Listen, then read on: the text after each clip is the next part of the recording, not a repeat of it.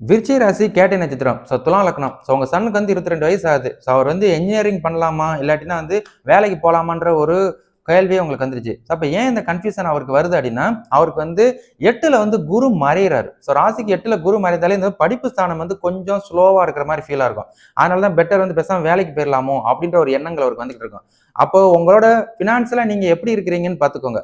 Engineering பண்றதுக்கு வெளிநாட்டுல போயிட்டு அவர் வந்து சர்வைவல் பண்றதுக்கு உங்களுக்கு பேக்கப் மணி இருக்குது அப்படின்னா தாராளமா நீங்க வந்து அவரை ஃபாலோ பண்ணலாம். ஏன் அப்படின்னா போகஸ்தானத்தை வந்து குரு வந்து 5ஆம் பறவை பார்க்கறதுனால வெளிநாட்டு போறதுக்கும் அடுத்த வருஷம் 5வது மாசம் வரைக்கும் வாய்ப்பு இருக்குது.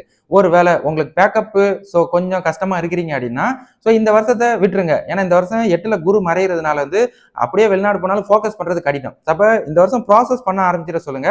அடுத்த வருஷம் மறுபடியும் அங்க சீட்டு கிடைச்சிருச்சுன்னா படிக்க போக சொல்லிருங்க. அடுத்த வருஷம் 5வது மாசத்துக்கு மேல. அப்ப வந்து மறுபடியும் வந்து ராசிக்கு 9ல பாக்கியஸ்தானத்துல குரு வந்து இவங்க ராசியை பார்க்கும்போது வந்து அந்த படிப்புக்குரிய விஷயங்களை ஏற்படுத்தாரு.